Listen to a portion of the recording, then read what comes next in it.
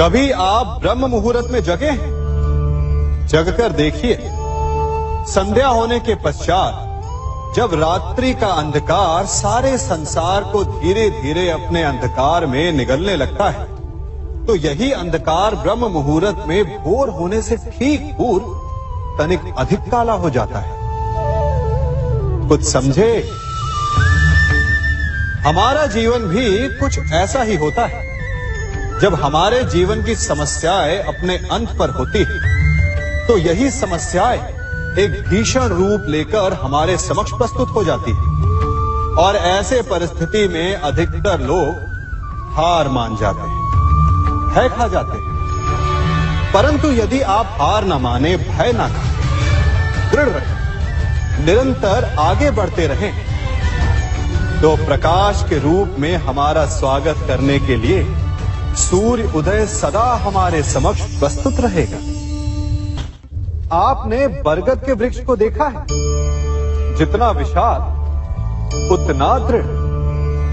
पतझड़ में वो सूख जाते हैं, परंतु दुर्बल नहीं होते, टूटकर गिरते नहीं। और उसके विपरीत दलदल में उपजे वृक्षों को देखिए, वो दिखने में तो बड़े होते हैं, पतझड़ आए या शीत सदा हरे भरे होते हैं, परंतु इतने दुर्बल होते हैं कि जलधारा के हल्के से वेग से वो गिर जाते हैं। परंतु ऐसा क्यों होता है?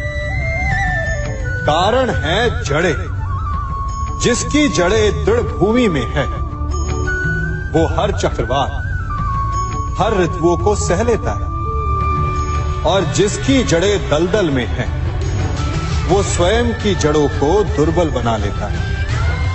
कुछ ऐसा ही मनुष्य भी होता है, जो अधर्म, कुकर्म और असत्य की धरा पर उपजा है। वो समय की एक मार भी नहीं सह पाता, और जो मनुष्य सत्य, धर्म की धरा पर उपजा है, वो हर समस्या से अविचलित हो जाता है। अब आप पर निर्भर करता है कि आप क्या बनना चाहते हैं। हमारे जीवन में मित्र और शत्रु बड़ा महत्व रखते हैं। यदि गंभीरता से सोचा जाए तो ऐसा कोई क्षण नहीं जब हम अपने मित्रों के बारे में ना सोचते हो या फिर अपने शत्रुओं के बारे में। हमारा हर कार्य या तो हमारे मित्रों के हित के लिए होता है या फिर हमारे शत्रुओं के अहित के लिए। हम हर स्थान या तो अपने मित्रों के साथ होते हैं या फिर अपने शत्रुओं के साथ। कोई नहीं चाहता कि उनका शत्रु प्रसन्न रहे। हर कोई अपने शत्रु को नष्ट कर देना चाहता है, और ऐसा करने के लिए वो हर संभव प्रयास करता है। उसे आर्थिक, मानसिक और शारीरिक हानि पहुंचाने का प्रयास करता है। परंतु यदि मैं आज आपको ऐसा मंत्र सिखाऊं जिससे आप अपने शत्रु को सदा के लिए नष्ट कर दें तो, और वो मंत्र है मित्र बनाना। अपने सभी शत्रुओं को अपना मित्र बना लीजिए और आपके सारे शत्रु स्वतः ही समाप्त हो जाएंगे। मैं क्या कर रहा हूं? मैं दिए प्रज्वलित कर रहा हूं ताकि अंधकार को मिटा सकूं। अब आप कहेंगे कि इसमें कौन सी बड़ी बात है ना? परंतु इसमें महत्वपूर्ण बात समझने के लिए यह है कि मैं क्या नहीं कर रहा हूं, और मैं अंधकार नहीं कर रहा हूं। क्योंकि अंधकार को मिटाने के लिए प्रकाश का अस्त्र तो उठाना ही पड़ता है। बुराई को बुराई से नहीं, अच्छाई से जीता जाता है। अन्याय को अन्याय से नहीं, न्याय से लड़ा जाता है।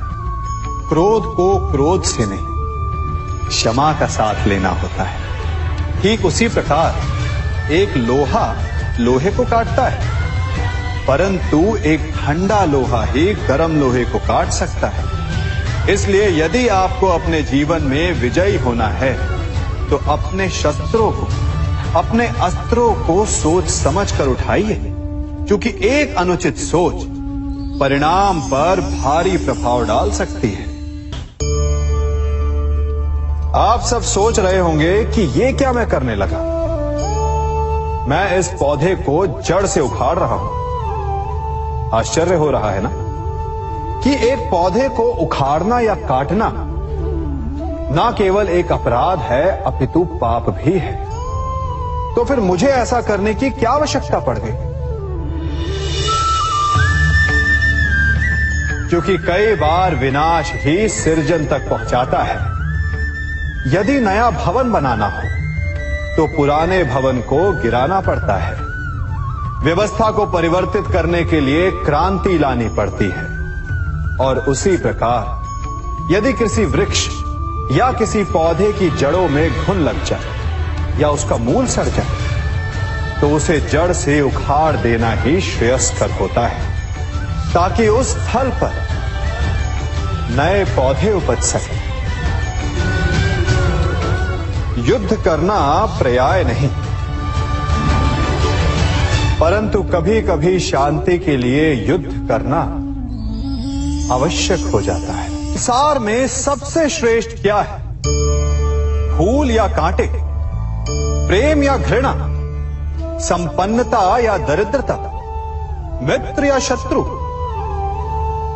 बताइए। अब आप भी कहेंगे कि भला ये कोई पूछने की बात हुई? अवश्य, फूल, प्रेम, संपन्नता और मित्र ही श्रेष्ठ है। परंतु क्या आपने अपने जीवन में कभी सोचा है कि हर एक भाव, हर एक वस्तु, हर एक घटना का एक गुण धर्म होता है? त्वचा पर जलन करने वाले फूलों से अधिक श्रेष्ठ वो कांटे हैं जिनसे आप अपने घर की बाढ़ बनाते हैं ताकि वन्य पशु आपके भीतर ना आ सके। वो प्रेम श्रेष्ठ नहीं जो आपको अंधा, लोभी, पक्षपाती बनाता। वो घृणा श्रेष्ठ है जो आपको नया मार्ग दिखाता। वो संपन्नता श्रेष्ठ नहीं जो आपको कृपण बनाता, मद्दांध बनाता। वो दरिद्रता श्रेष्ठ है जो आपको जीवन में परिश्रम करने की शिक्षा दे। कुविचार देने वाले, बुरा मार्ग दिखाने वाले मित्रों से अधिक श्रेष्ठ वो शत्रु होते हैं जो हमें जीवन का लक्ष्य दे दे। इसलिए अपने जीवन में हर वस्तु, हर भाव, हर घटना के गुण धर्म को पहचानिए और उसके पश्चात अपना चयन कीजिए। स्वर्ण। हम सभी को अपने जीवन में स्वर्ण से कभी ना कभी कुछ ना कुछ थोड़ा या अधिक मोह होता ही है ना? परंतु क्या आपने कभी सोचा कि स्वर्ण को प्राप्त कैसे किया जाता है? जब भूमिगत खदानों से स्वर्ण को निकाला जाता है तब वो एक पाषाण की भांति होता है। ऐसा पाषाण जिससे आप किसी को भी मार सकते हैं, परंतु उसे आभूषण के रूप में स्वयं के शरीर पर धारण नहीं कर सकते। यदि उसे आभूषण बनाना है तो उसे लंबी यात्राएं करनी होती है। उस पाषाण को पिघलना होता है। सुनार के हथौड़ी की अनेकों चोटें खानी पड़ती है। फिर काट छाट और उसके पश्चात जाकर वो ऐसा आभूषण बनता है जो हमें वर्षों तक, सदियों तक लुभाता रहता है। इसलिए यदि आपको समय पर विजय पानी है तो स्वयं के निर्माण पर समय देना होगा। हम सभी सुनते आए कि जो वीर होता है, साहसी होता है, शौर्यवान होता है, उसके समक्ष सारा संसार झुकता है। वीर भोग्य वसुंधर। परंतु वीरता है क्या? शौर्य क्या है? साहस क्या है? साहस युद्ध नहीं, वीरता विजय नहीं, शौर्य कभी ना गिरना नहीं। साहस किसी चुनौती के समक्ष खड़े होने का भाव है, तो वीरता उस चुनौती को उत्तर देने के लिए पूर्ण परिश्रम लगा देना है। और शौर्य का अर्थ है गिरकर फिर से उठने का साहस रखना, बार बार प्रहार करके वीरता दिखाना, निरंतर प्रयास करते रहना, निरंतर परिश्रम करते रहना। इसलिए विजयी होने से अधिक महत्वपूर्ण है शौर्यवान होना, क्योंकि जो शौर्यवान है उसे विजय मिलना निश्चित है। कभी किसी पक्षी को घोंसले की नींव बनाते देखा है? अथक परिश्रम करके तिनका तिनका बिटोर कर वो पक्षी अपना घोंसला बनाता है, अपनी संतान के लिए एक सुरक्षित घर बनाता है। और फिर कहीं से तीव्र आंधी आती है, भारी वर्षा होती है और उसका घोंसला तिनका तिनका करके बिखर जाता है। फिर वो पक्षी क्या करता है? वो रोता नहीं, ना ही विलाप करता है। वो बिना विलंब करे फिर से अपना घोंसला बनाना प्रारंभ कर देता है और सफलता पाता है। फिर हम क्यों छोटी छोटी असफलता से भयभीत होकर परिश्रम करना छोड़ देते हैं? एक बात सदा स्मरण रखिएगा, हर वृक्ष कुल्हाड़ी की एक मार से नीचे नहीं गिरता, हर चट्टान घन के एक प्रहार से नहीं टूटती।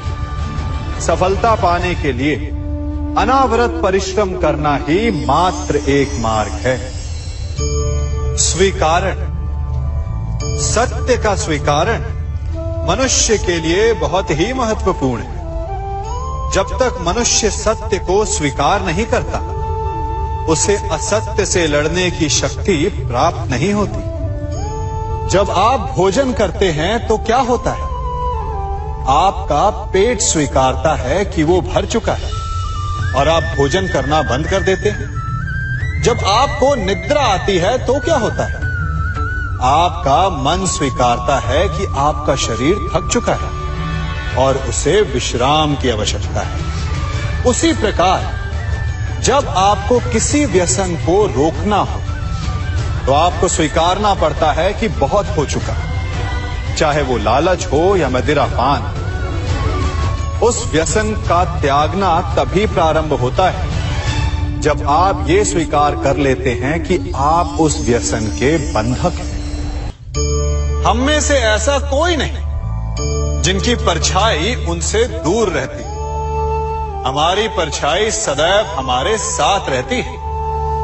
कदाचित हमारी परछाई हमारे कर्मों के फलों का संकेत है। कदाचित इसी कारण कई बार हमें अपनी परछाई से भय भी लगता है, परंतु इस भय से निवारण पाने का एक साधन अवश्य है। वो है सूर्य की ओर मुख करना या किसी प्रकाश के स्रोत की ओर मुख करना, क्योंकि तब हमें हमारी परछाई दिखाई नहीं देती। यदि इसे जीवन के संदर्भ में देखें तो ये प्रकाश का स्रोत शुभ कर्मों की चेतना है। यदि आपके मन में शुभ कर्म करने की इच्छा है तो आपको कभी भी अपने कर्मों के फल का भय नहीं होगा, क्योंकि यदि आपका मन शुद्ध होगा तो आपके कर्म शुद्ध होंगे और शुद्ध कर्मों का फल कभी अशुद्ध नहीं हो सकता। आज मैं आप सबको एक कथा सुनाता हूं। एक दिन प्रातः एक व्यापारी अपने घर से निकला। घर से निकलते ही एक बिल्ली ने उस व्यापारी का मार्ग काट दी। व्यापारी घबरा गया। वो फिर से घर लौट गया और शुभ घड़ी की प्रतीक्षा करने लगा।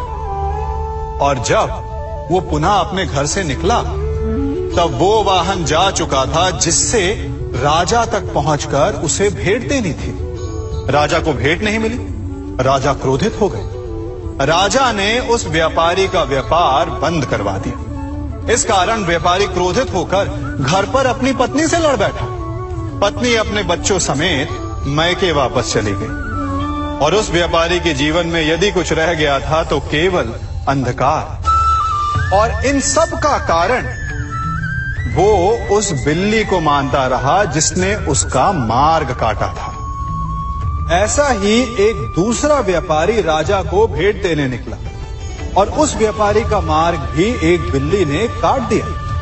वो व्यापारी तनिक घबराया, परंतु उसने आगे बढ़ना अधिक उचित समझा। राजा तक वो समय पर पहुंचा। उसने राजा को भेंट दी। राजा प्रसन्न हुए और राजा ने व्यापारी को अपना व्यापार बढ़ाने की अनुमति दी। स्वर्ण आभूषण दिए। जब व्यापारी घर पर पहुंचा तो पत्नी को आभूषण और अपने बच्चों को देने के लिए वस्त्र थे उसके पास। हर ओर प्रसन्नता थी। समझ रहे हैं ना, दोनों के साथ एक ही प्रकार की घटना हुई, परंतु दोनों की प्रतिक्रिया भिन्न थी। ऐसा ही हमारा जीवन भी है। हमारे जीवन में प्रारब्ध का अपना स्थान है, परंतु उससे कई अधिक महत्वपूर्ण हमारी प्रतिक्रिया, हमारे सोच का प्रभाव है। क्योंकि यही हमारे जीवन को आकार देते हैं। इसलिए अपनी सोच को सकारात्मक रखिए। आपका जीवन सदैव आनंदमय रहेगा। आप इन दो पात्रों को देख रहे हैं। मेरे इस पात्र में जल है और ये पात्र मिष्ठान से भरा हुआ है। दोनों ही पात्र भरे हैं, परंतु देखिए,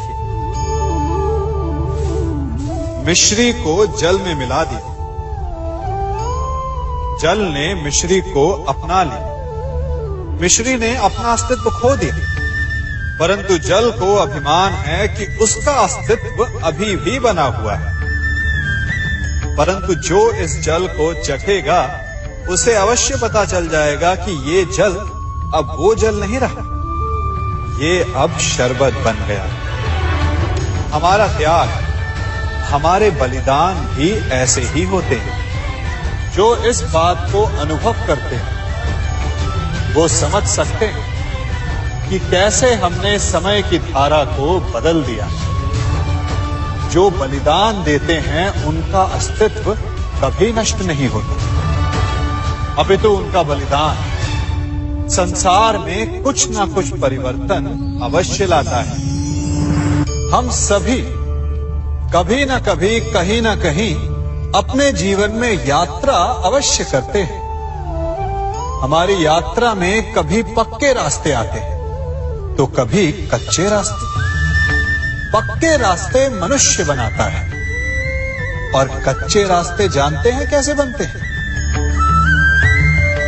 चलते चलते बन जाते हैं। जब लोग एक स्थान से जाते हैं तो पैरों के दबाव से नीचे की घास कुचल जाती है। बार बार उस मार्ग से जाने से धीरे धीरे मार्ग स्वतः ही बन जाता है। और यही जीवन है, यही नियति है। जब आपके जीवन में आपको मार्ग ना मिले तो रुकिए नहीं, आगे बढ़ते रहिए और आपके पैरों के दबाव से मार्ग स्वतः ही बन जाएगा। हम सभी अपने जीवन में सफलता चाहते हैं, है ना?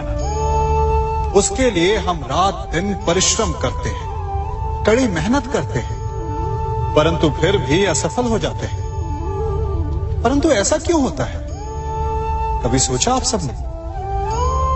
क्योंकि सफलता पाने का मंत्र बड़ा कठिन नहीं, बड़ा सरल है। उचित विचार, उचित समय, उचित स्थान पर उचित प्रहार। जब आपके विचार, समय, स्थान और प्रहार यानी परिश्रम उचित है तो सफलता आप ही को मिलेगी। जिस प्रकार एक लोहार लोहे से कुछ बनाते समय उस लोहे के सही ताप तक के आने की प्रतीक्षा करता है और समय आने पर उचित स्थान पर पर्याप्त बल से प्रहार करता है और लोहा आकार ले लेता है, ठीक उसी प्रकार आपकी सफलता भी आकार लेती है। हम सभी को अपने जीवन में कभी ना कभी निराशा मिलती है, असफलता मिलती है और अधिकतर लोग इसके पश्चात भाग्य का रोना लेकर बैठ जाते हैं। कुछ कहते हैं कि जिस स्थान पर मैं हूं उससे कई ऊंचे स्थान पर होने के योग्य था, परंतु नहीं जा पाया। किसी को पीड़ा है कि उसे जो मिलना चाहिए था वो उसे नहीं मिला। भाग्य ही बुरा था। भाग्य क्या होता है? भाग्य वन में खिला पुष्प देवताओं को चढ़ाया जाएगा या किसी सुंदरी की वेणी में वो सजेगा या फिर उसे कुचल कर उत्पाद बना दिया जाएगा ये सब एक पुष्प के नियंत्रण में नहीं होता, परंतु जब तक उस पुष्प का अस्तित्व है, सुगंध बिखेरना उसके वश में अवश्य है। परंतु भाग्य हमारे वश में नहीं, और जो हमारे वश में नहीं उसके लिए दुखी होने से क्या होगा। कर्म पर वश है, वो कीजिए और धीरे धीरे भाग्य आपके वश में आ जाएगा, क्योंकि कर्म ही प्रधान है। मनुष्य की सबसे बड़ी दुर्बलता क्या होती है? सोचिए। धन, प्रेम, अहंकार। मनुष्य की सबसे बड़ी दुर्बलता होती है उसके रहस्य। चाहे आप कितने भी शक्तिशाली क्यों ना हो, कितने भी प्रबल क्यों ना हो, परंतु उसके रहस्य उसके नाश की चाबी होती है। इसलिए यदि प्रबल रहना है, शक्तिशाली रहना है, समर्थ रहना है, तो अपने रहस्य को किसी को भी ना बताएं, ना मित्र को और ना ही शत्रु को, क्योंकि समय पड़ने पर कब कौन शत्रु हो जाए ऐसा कहना संभव नहीं। विभीषण को रावण के अमृत कुंड का ज्ञात था, इसीलिए प्रभु श्री राम रावण का वध करने में सफल हो सके। इसलिए उचित यही है कि आप अपने रहस्य को स्वयं तक ही सीमित रखें। मनुष्य का मन बड़ा विचित्र होता है, कल्पना में ही विकास करता है, संपन्न भविष्य का स्वप्न देखता है और कल्पना में ही जो नहीं हुआ उससे भय खाता है। और यही भय मनुष्य का सबसे बड़ा शत्रु है। हमारे भविष्य के मार्ग में, हमारे आनंद के मार्ग में सबसे बड़ी बाधा है। अब आप लोग मुझसे पूछेंगे कि इसका तोड़ क्या है, भय से मुक्ति कैसे पाई जाए? तो ये प्रश्न आप स्वयं से पूछिए। तनिक सोचिए, जब आप एक सुंदर भविष्य की कामना करते हैं तो उसे पाने के लिए आप परिश्रम करते हैं ना। ठीक उसी प्रकार भय से मुक्ति पाने के लिए आप उससे लड़ जाएं और उसका निवारण आपको स्वतः ही मिल जाएगा। इसलिए जब भी भय आपको सताए तो उससे भागे नहीं, उससे घबराए नहीं, क्योंकि भय का काम ही होता है आपको भयभीत करना।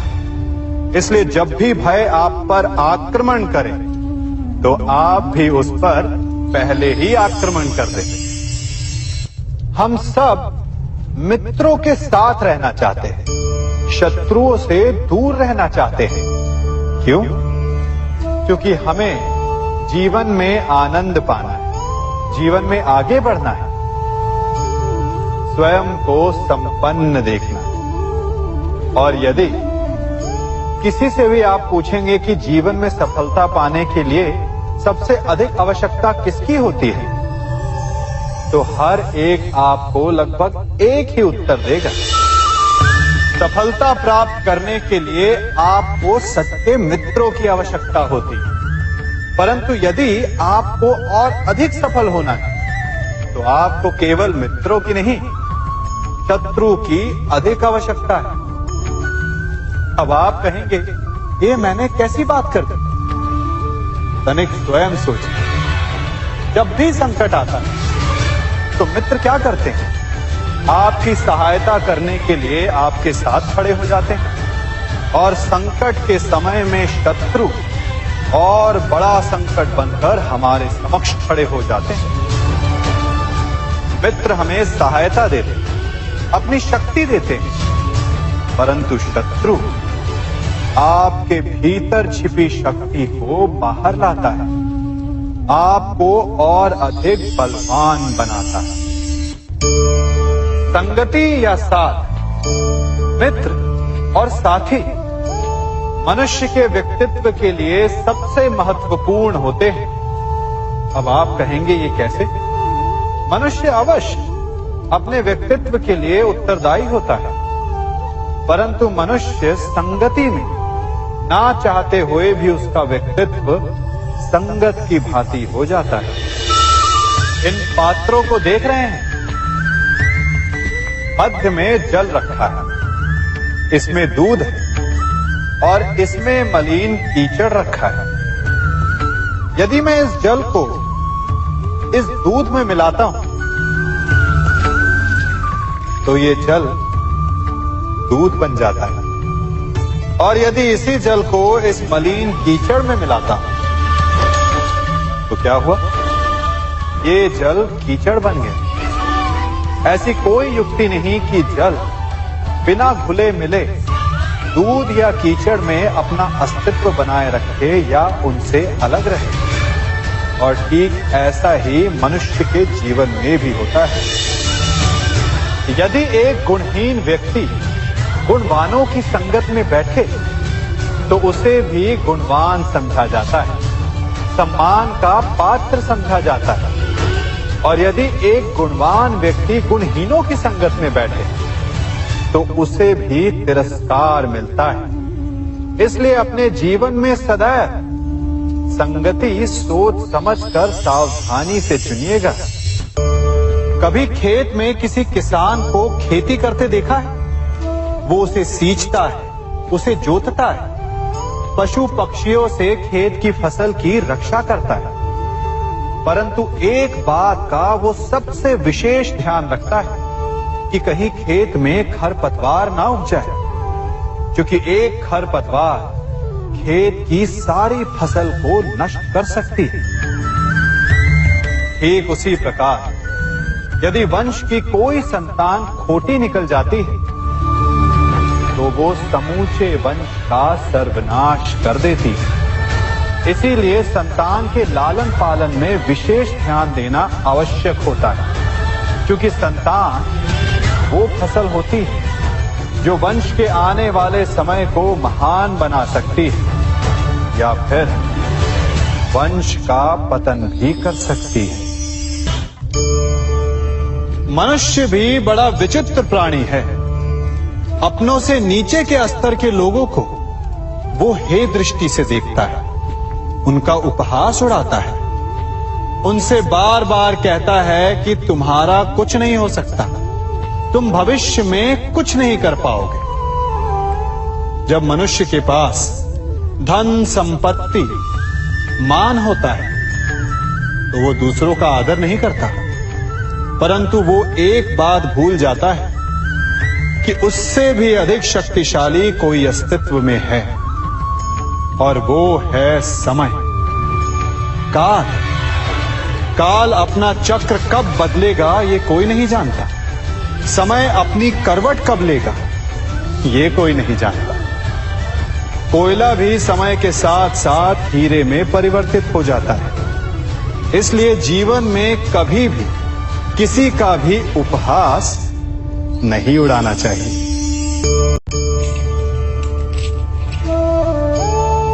बड़ी विकट समस्या है। मुझे स्मरण ही नहीं हो रहा कि इस गुच्छे की कौन सी चाबी इस ताले को खोलेगी। बड़ी देर से प्रयास कर रहा हूं, परंतु ये ताला खुल ही नहीं रहा।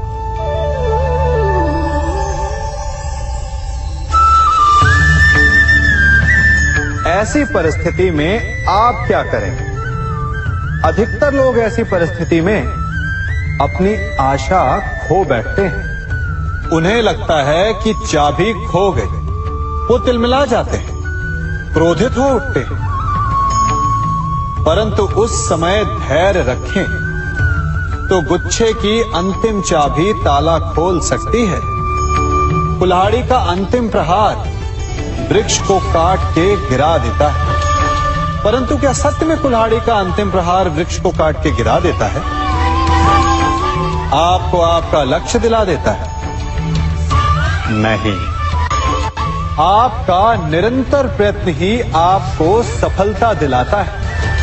जब आपका मन निराश हो तो अपने कार्य में दुगनी उत्साह से जुट जाए, क्योंकि अनावरत बहता जल ही कठोर चट्टान को काट सकता है। सफलता का मूल है परिश्रम, प्रयास और आशा। मनुष्य का जीवन ऋतुओं के समान होता है। आज ग्रीष्म तो कल वर्षा, परसों शीत तनिक संकट आया तो हम संयम खो बैठते हैं, तनिक ऋतु बदली तो हम अधीर हो जाते हैं। अपने आक्रोश में, अपने क्रोध में हम उनसे ही संबंध बिगाड़ लेते हैं जो हमारे अपने होते हैं। क्यों ऐसा होता है ना?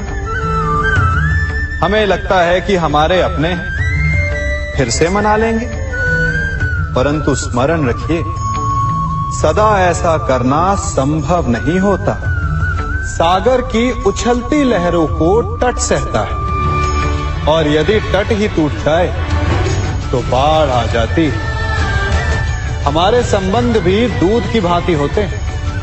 दूध तपकर उबल सकता है, परंतु यदि उसमें खटास आ जाए तो वो फट भी जाते हैं। और फटे दूध को चाहे जितना मत लो, उसमें से माखन नहीं निकलेगा। इसीलिए अपने संबंधों को संभल कर निभाना चाहिए। कभी चुंबक को देखा है कैसे वो लोहे की ओर आकर्षित होता है, और कैसे वो लोहे को अपनी ओर आकर्षित करता है? चूंकि उसके स्वभाव में ही आकर्षण है। हम सबके भीतर भी एक ऐसा ही चुंबक होता है, विचार का चुंबक, जो सदा अपने ही जैसे विचारों को आकर्षित करता है। हम जो बोते हैं वही काटते हैं। उसी प्रकार हम जैसा सोचते हैं वैसा ही पाते हैं। साधु ईश्वर का नाम जपता है तो उसे ईश्वर मिल जाता है। अर्थात फल हमारी सोच पर निर्भर करता है। ओस की बूंद यदि केले के पत्ते पर गिरे तो वो कपूर बन जाती है, सीप में गिरे तो मोती, और यदि विषधर के मुख में गिरे तो विष। बूंद एक है, परंतु उसके प्रारब्ध भिन्न है, क्योंकि उसे आकर्षित करने वालों का व्यवहार भिन्न है। इसलिए यह आप पर निर्भर करता है कि आपको भविष्य में विष चाहिए या अमृत। स्मरण रखें, हम वही बन जाते हैं जैसा हम सोचते हैं, जैसा विश्वास रखते हैं। यह आपका विश्वास ही है जो ये निर्धारित करेगा कि आपको विष मिलेगा या अमृत। इसलिए अपनी सोच को सुदृढ़ रखिए, सकारात्मक रखिए, और फल भी सकारात्मक ही आएगा। जब से ये सृष्टि बनी है, नदी की धारा और चट्टान के मध्य सदा संघर्ष रहा है, परंतु हर बार चट्टान की कठोरता को हारना पड़ता है, और नदी की धारा कोमल होते हुए भी कठोर चट्टान को काट देती है।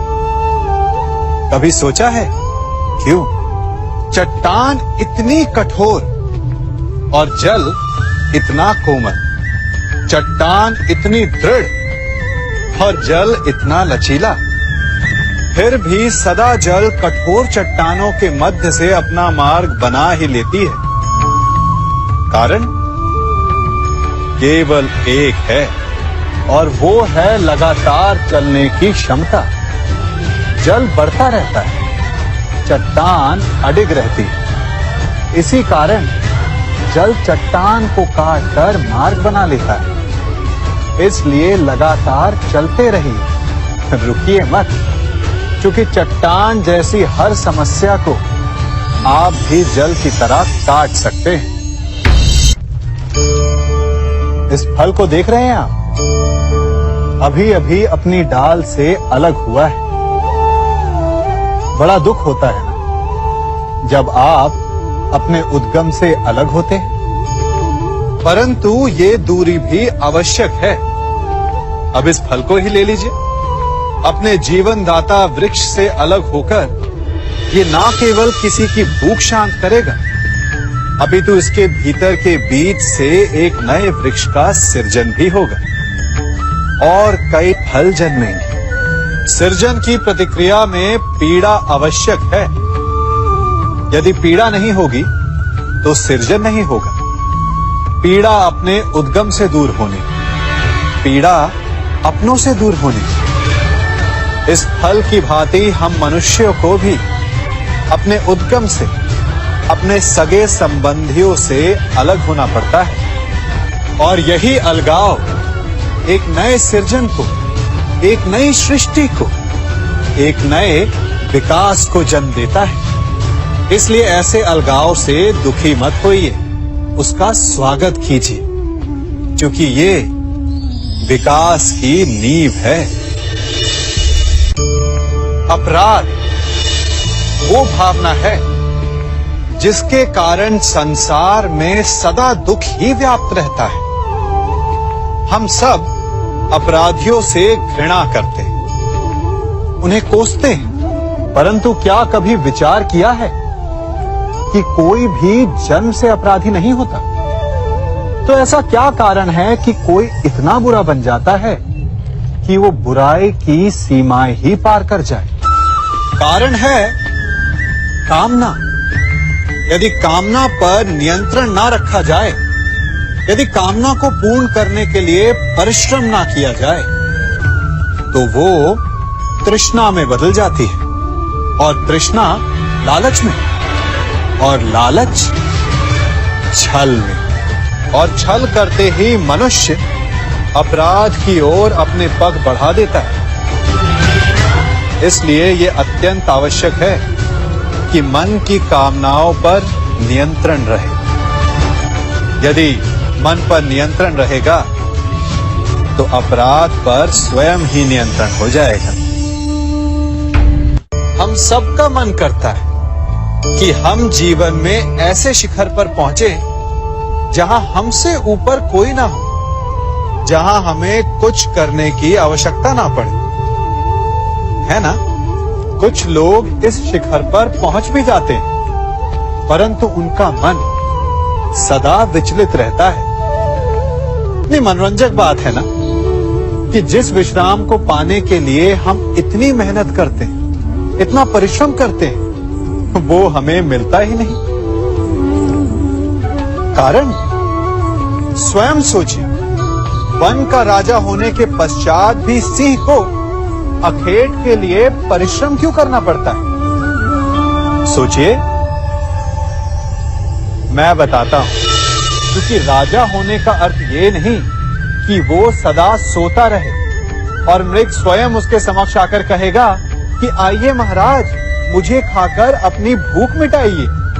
तो समझ लीजिए, कार्य आपके परिश्रम से संपन्न होते हैं, केवल कामना से नहीं। यदि आप नीचे हैं तो सदा स्मरण रखें कि आपका परिश्रम ही आपको ऊंचाइयों पर ले जाएगा, और यदि आप ऊंचाई पर हैं तो वहां पर भी रहने के लिए आपको निरंतर परिश्रम करते रहना होगा। अर्थात परिश्रम से मुक्ति नहीं है, क्योंकि परिश्रम ही जीवन है। सबसे अधिक महत्वपूर्ण क्या है? जीवन, या जो जीवन में पाया, यात्रा, या यात्रा पूर्ण करने के बाद पाया गया लक्ष्य, कर्म या उसके फल? बहुत ही महत्वपूर्ण परंतु विकट प्रश्न है ना? परंतु तनिक धीरज से सोचेंगे तो इसका उत्तर अधिक कठिन नहीं है। यदि जीवन यात्रा है तो उसका लक्ष्य क्या होना चाहिए? स्वयं सोचिए। मान, संतान, धन? नहीं ना। अंतिम लक्ष्य है परम आनंद, और ये अचानक से नहीं मिलता। इसे पाने का केवल एक ही उपाय, और वही आपका कर्म, वही आपकी यात्रा भी, और वही आपका प्रारब्ध भी है। और आपको कौन बताता है कि आपके लिए सही क्या है? वो है आपका मन, जो मस्तिष्क की भांति हानि और लाभ नहीं सोचता, जो आपको ये बताता है कि शुभ किसमें, संसार का कल्याण किसमें, आनंद किसमें। यदि आपका मन संयमित है तो वो आपका सबसे महत्वपूर्ण मार्गदर्शक है, जो आपकी यात्रा, आपका लक्ष्य, आपके कर्म और उसके फलों को सबको शुभ बना सकता है।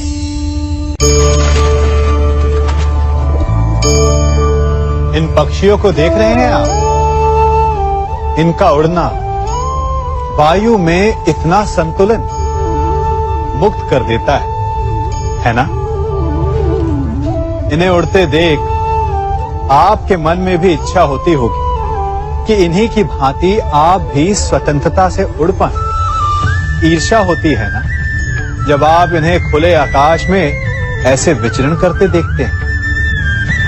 पर कभी सोचा है इस उड़ान को, इस स्वतंत्रता को पाने के लिए कितना परिश्रम, कितना अभ्यास किया होगा इन्होंने? आकाश में उड़ने से पूर्व धरती पर कितना गहन परिश्रम किया होगा इन्होंने। इनके माता पिता ने पहली बार जब इन्हें पंख फड़फड़ाने को उकसाया होगा तो कितनी बार गिरे होंगे। पहली बार वायु में उड़ते समय कितना भय लगा होगा इन्हें। अपनी पहली उड़ान के पश्चात धरती पर उतरते समय गिरकर कितनी चोट खाई होगी। इस उड़ान का, इस स्वतंत्रता का ये मूल है।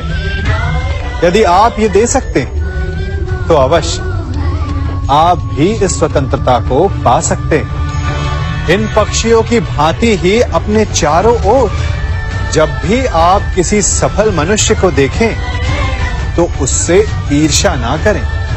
उसके परिश्रम और पीड़ा को समझने का प्रयास करें जो उसने यहां तक पहुंचने में पाई है। प्रेरणा लें, प्रयास करें और स्वयं भी सफल हो जाएं।